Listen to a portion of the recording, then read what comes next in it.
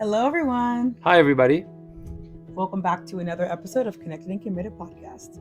We're glad to have you back with us, Yes, ma'am. Yes, sir. ma'am. Yes, everyone. I don't know.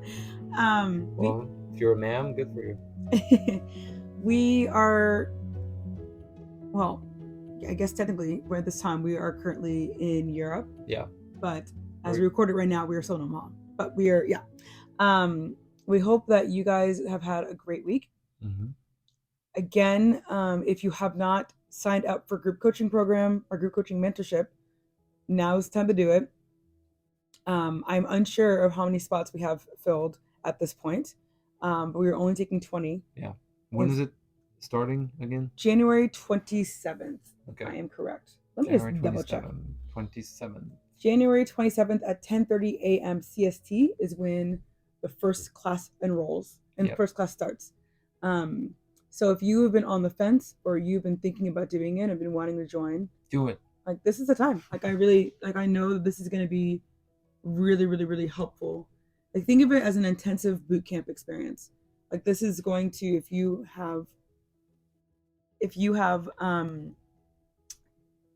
you know that you like just need to get freedom like now, and you know that you need something that's just kind of a little bit more hand holding and a little bit more intensive, this is a program. We're working with proven things that have been really helpful for us.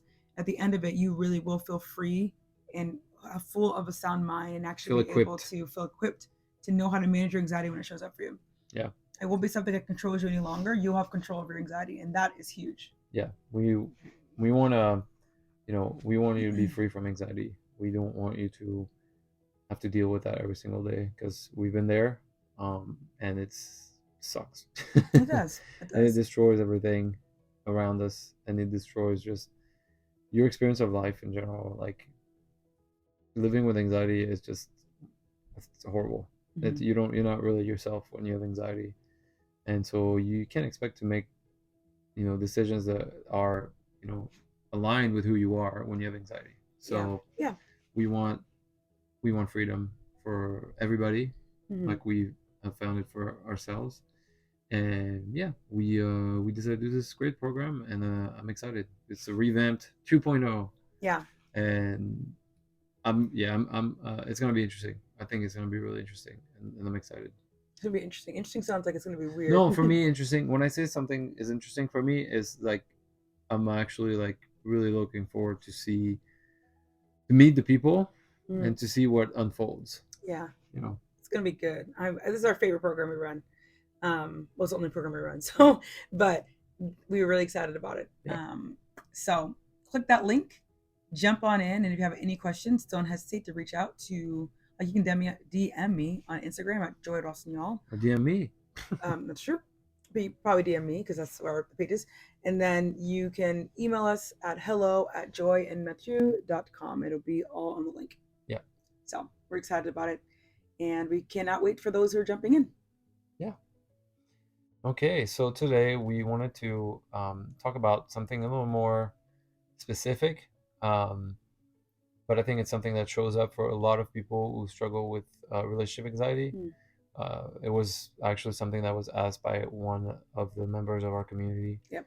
And basically, the question was, how do you deal with guilt when you have like relationship anxiety?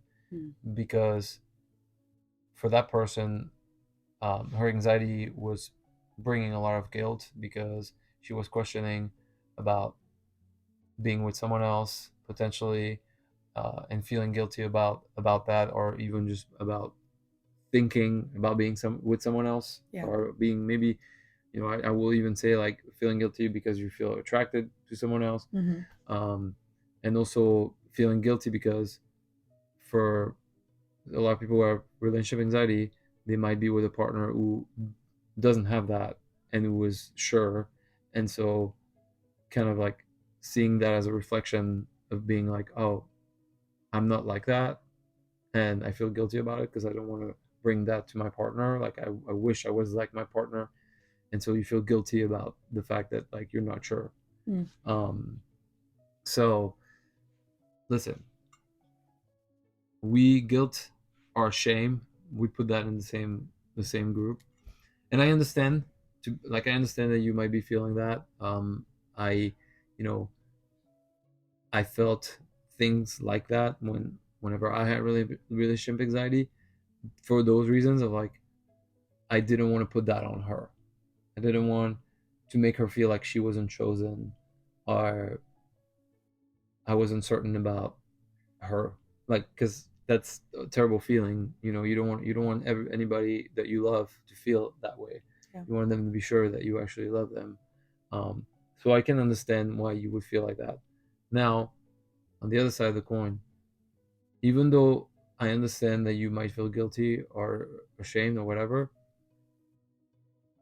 we both have really strong beliefs about shame and guilt, and we're like 100% against it.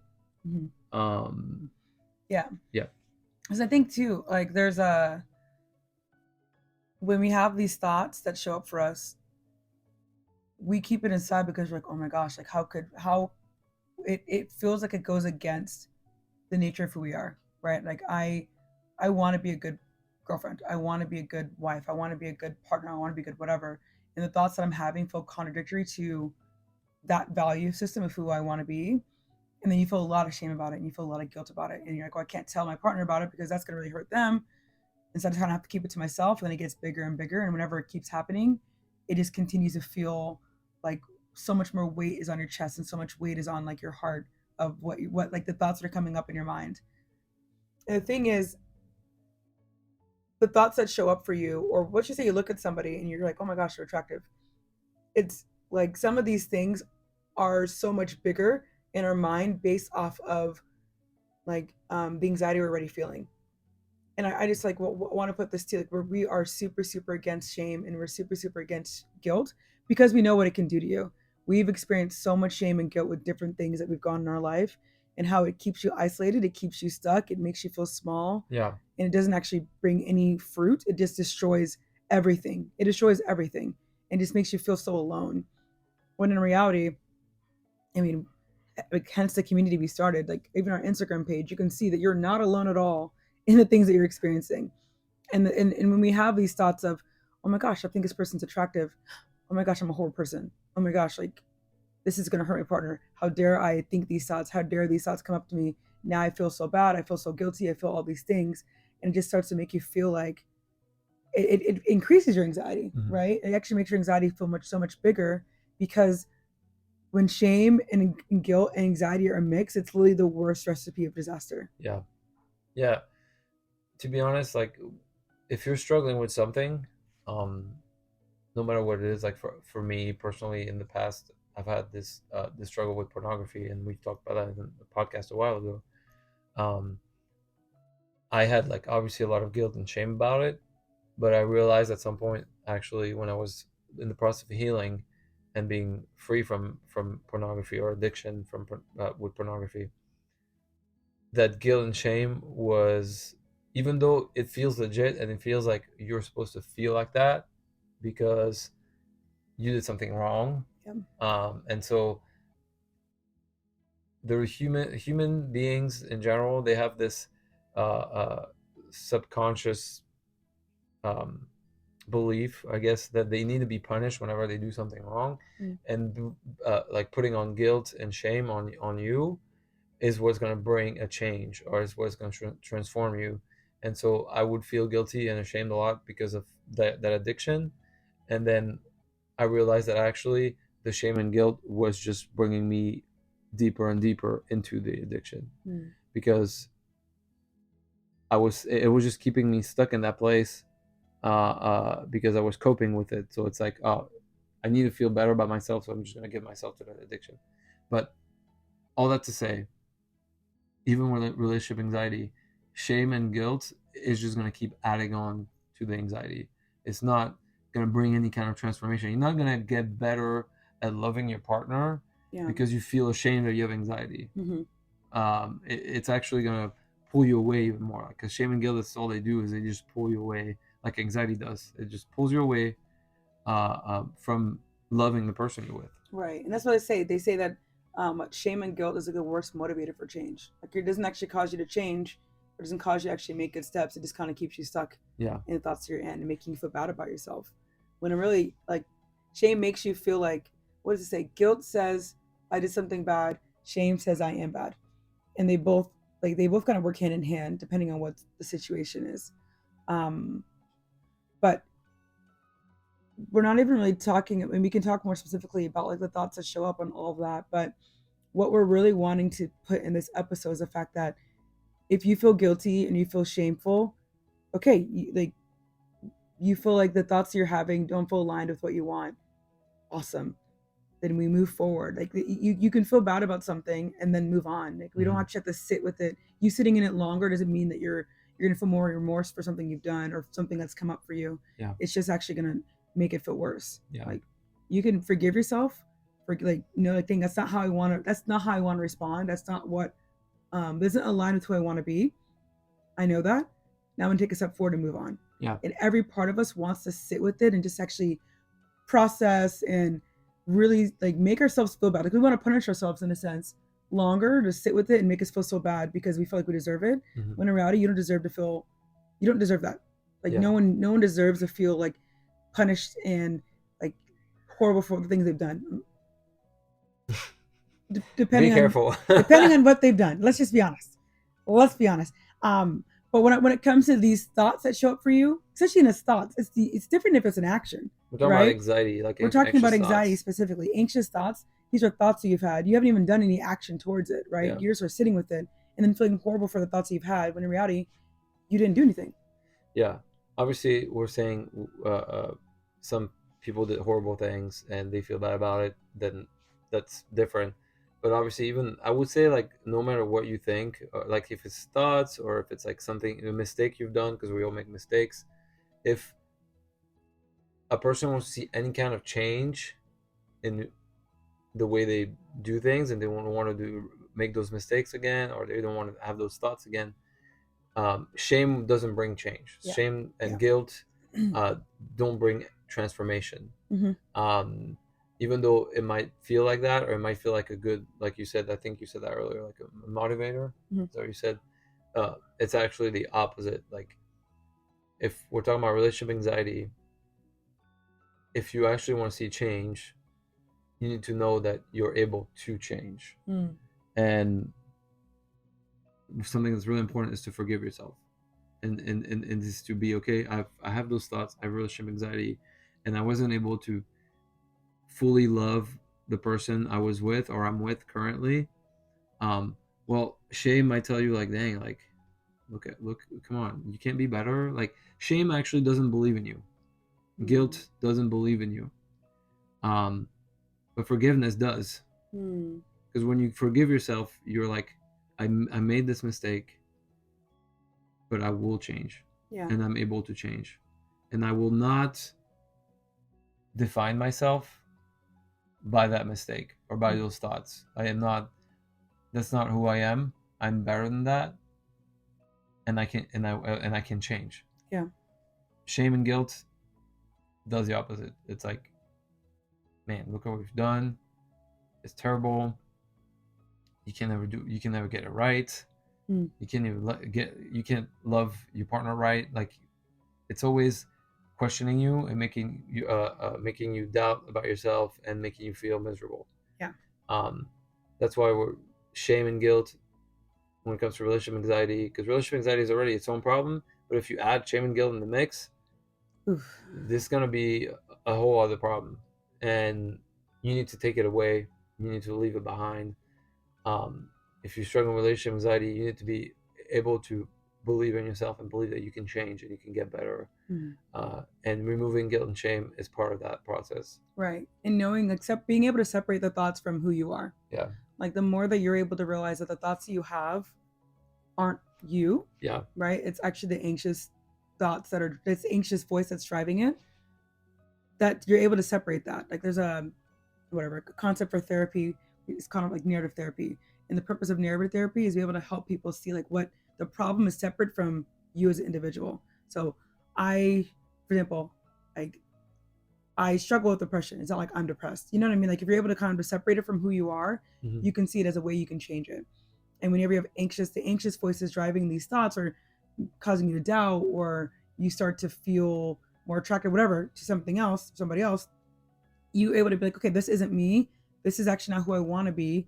It's the anxiety that's driving these thoughts and it's driving these quote unquote behaviors. It's Mm-hmm. not me, and that means you actually have the power to change it when it's not so directly tied to who you are, because it isn't you, and that's okay. Mm-hmm. These are coming up. These thoughts are coming up, but we're able to actually change it. We are able to get freedom from it, but we can't allow these thoughts to like take over and have it be like, okay, well, this is who I am. I'm a horrible person. Yeah. I don't deserve to be in this relationship. Yeah, or even just saying that you're an anxious person. Mm. Just identifying yourself as an anxious person will not bring transformation about anxiety. Yeah. Um, a lot of people obviously nowadays struggle with anxiety for a lot of different reasons. Um, but like making anxiety your identity when it's just making you miserable is not going to help you. Like it's never going to help you. And that's what shame and guilt, that's what they do. They actually like label you as an anxious person. Yep. And you can never get it right. You can never do better. You do the same thing over and over again. Like that's they're trying to attach that identity of anxiety to you when in reality, like you are not defined by your anxiety, and that's something that we said before. Um, you can change if you believe you can. If you believe you're powerful enough to change, and you will change. You will change. Mm. Um, that's the difference between. That's from a book that we read before. That it's like the powerless people and powerful people. It's like powerless people, they just let themselves be defined by whatever's going on, by their mistakes, and they don't really believe in themselves. When powerful people, they do believe in themselves, and if they make a mistake, they apologize or whatever you want to. They're sorry, Yeah. but then they forgive themselves, and they don't identify themselves with their mistakes. They're like, no, I made this mistake, but I can do better, and I will do better. Mm-hmm. Yeah. Yeah. No, that's good. I think that's kind of the gist of that too, because if you're able to not fall into the guilt shame cycle in your relationship anxiety, it's going to allow you to feel a little bit more like you have a little bit more control in the situation, because you Mm-hmm. do. But right now it feels so hopeless because of all of the mix. Anxiety already feels tormenting. Shame and guilt feels like destructive. You feel so isolated and alone and like frustrated and confused. And that kind of all mixed together. But if you're able to take away the guilt and shame part of it and just being like, okay, this isn't me. This isn't what I want to identify myself with. This is not something I want to connect to. I know I can change. I know I can get healing from this. Now what do I do? Right? That's already the place you want to be, because it's more proactive. Like you're not just kind of letting things just like take you and feel like kind of in a sense be kind of a victim to it. Mm-hmm. Um, which is why doing things that are proactive in this process is going to be super super helpful for you. When you already separate this shame and guilt cycle, and then being able to be okay, now I have control over this. What do I do? Then you're actually looking for solutions Mm-hmm. and open to kind of being able to have that process for change. I Yeah. think that's huge. It's already a huge step to already take that a lot of people aren't actually in that stage yet. Mm-hmm. Yeah. I agree. You have to stop being a victim to anxiety if you want to see a change. Yeah. And that's with anything. If you always believe that you're a victim to something, then you will stay stuck in that place. And if you attach yourself with anything that you're struggling with, you'll stay stuck, Mm. rather than like being free, because you can be free. You can work towards freedom, and you can work towards change. Yeah. Um, yeah. So bottom line, if you're feeling guilty or ashamed because you have relationship anxiety for any reason, if it's like because you feel like your partner is sure and you're not, and that makes you feel guilty, Mm. or is because you feel like sometimes you might think that someone else is better, like whatever your anxiety is telling you, and is like pulling you away from a relationship, shame and guilt will not be ingredients for transformation Yeah. and for freedom and for peace. Like they won't bring any type of change to your situation, and even like, because I remember even when I had my addiction in the past, people were telling me, okay, think about how bad you're gonna feel after you do that, and try to use that as like a motivation to change. Yeah. And then you try, it's like, oh yeah, then after that I feel so bad, and I'm like, cool. Yeah. But doesn't matter what you feel after you do something. It actually is what matters is what you feel before you do it, because it's that what you feel or what you think about before you do that thing is actually what's leading you to do that thing. So you need to address that, Yeah. not address what happens after, because what happens after is irrelevant. It's not changing the cause of why you're thinking those things or doing those things. Exactly. That never So helps. And I yeah, hated that because I would feel, it's like I felt like I had to feel bad yeah, in order to feel like I'm gonna be to show changed. anybody that I'm really like really sorry for what I've done. It's like, okay, great. Okay, you don't want to do it anymore, then move on. Like, great. Yeah, Don't, what I mean? Like, take a steps to be able to figure out how to not do those things. yeah, But it's so easy. It's part of the cycle. Like, we have to feel bad and we have to sit with it and like, I'll beat myself up about it for hours, and yeah. then That's a like, good term. I'm gonna not do it anymore. I'm gonna promise myself, and you make empty promises because you don't even know what started the process in the first place. Yeah, And so beating yourself up. That's a good one, because that's really what people do whenever yeah, they like dwell in their shame and their guilt. Is you're doing that because you're trying to beat yourself up because you think that's going to bring change, right, but it doesn't, yeah. because we've tried and it doesn't work.